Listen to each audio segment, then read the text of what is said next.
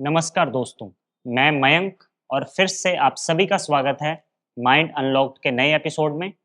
दोस्तों, अभी तक हमने 7 शक्तियों के बारे में जाना।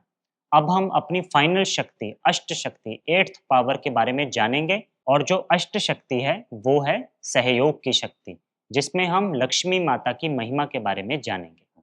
तो हमेशा की तरह हमारे साथ हैं हिमांशु भाई जी। भाई जी, आपका स्वागत है। Thank you. Om Shanti brother.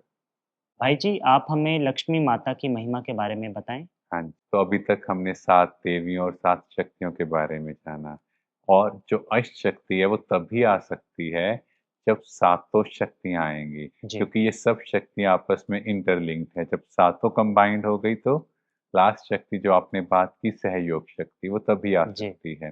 तो लक्ष्मी माँ को हमेशा कमल आसनधारी दिखाया, मीन्स कैसी भी नेगेटिव परिस्थिति हो, हमेशा उससे डिटैच रहना है।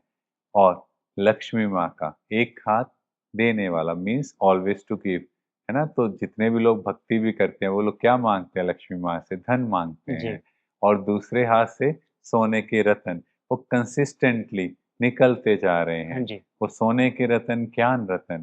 तो जैसे ही हमारी लाइफ में आते जाएंगे तो क्या होगा, हमारे अंदर बहुत ब्यूटीफुल चेंज आता जाएगा। तो देना मीन्स व्हाट? सहयोग देना। क्योंकि आजकल हम सब क्या देखते हैं कि एक दूसरे को काटने का कल्चर है, जी। कॉम्पिटिटिव कल्चर है। बट कल्चर कौन-सा होना चाहिए था? Cooperative culture. क्योंकि हम सब आदि सनातन देवी-देवता धर्म के हैं, उस कुल के हैं। तो वहाँ पर क्या सिखाया गया? देवी-देवता मीन्स देने वाला, हाँ जी। एक दूसरे को आगे बढ़ाने वाला। तो हम सबको भी कोऑपरेटिव कल्चर या कहें सहयोग का कल्चर डेवलप करना है। जी। क्योंकि आजकल जैसे-जैसे समय चेंज होता जा रहा है, सब चाहते हैं कि मैं आगे बढ़ूँ। दूसरा क्यों आगे बढ़ रहा है? इसमें प्रॉब्लम है। अगर कोई दूसरा आगे बढ़ता है तो अपनी पूरी एनर्जी उसको काटने में लगाते हैं। अपने सुख में सुखी नहीं हैं, दूसरे के सुख में दुखी हैं। जी। तो हम सबको अपनी लाइफ को ऐसा बनाना है, एक दूसरे को ऐसा सहयोग देना है कि हम सब इकट्ठे बढ़ें। तो इसीलिए आपने सुना भी होगा कि अगर आपने दूर जाना है, तो सबको साथ लेकर चलो। इसे हम एक कहानी से और अच्छे से समझ सकते हैं। एक बार एक व्यक्ति ने भगवान की तपस्या की, तो कहते भगवान प्रसन्न हो गए। भगवान ने कहा बताओ आपको क्या चाहिए? तो वो सोचने लगा, इतने भगवान ने कहा जो तुम माँगोगे तुम्हारे पड़ोसी को तुमसे डबल मिलेगा। जी। तो वो सोच में पड़ गया। तो उसने कहा भगवान मेरी एक आँख फोड़ दो और पड़ोसी की दोनों आँखें फोड़ दो। फिर उसके बाद उसने भगवान से कहा मेरे घर के आगे एक गड्ढा खोद दो और पड़ोसी के घर के आगे 2 गड्ढे, ताकि क्योंकि वो अंधा है, ब्लाइंड है, तो वो जैसे ही जाएगा तो उस खड्डे में गिर जाएगा। अगर आप देखो तो अपने लिए क्या माँगा? अपनी भी एक आँख फोड़ ली ना।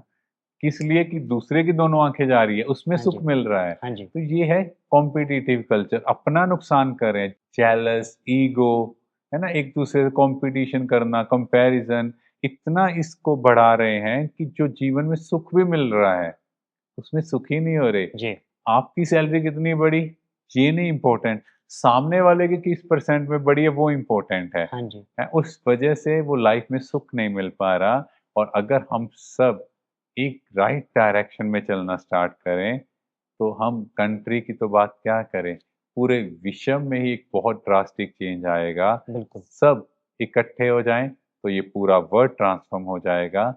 यही हमें लक्ष्मी माँ सिखा रहे हैं कि सदा देते रहो, कोई कैसी भी आत्मा है, सबको आगे बढ़ाना है। शुक्रिया भाई जी। Thank you.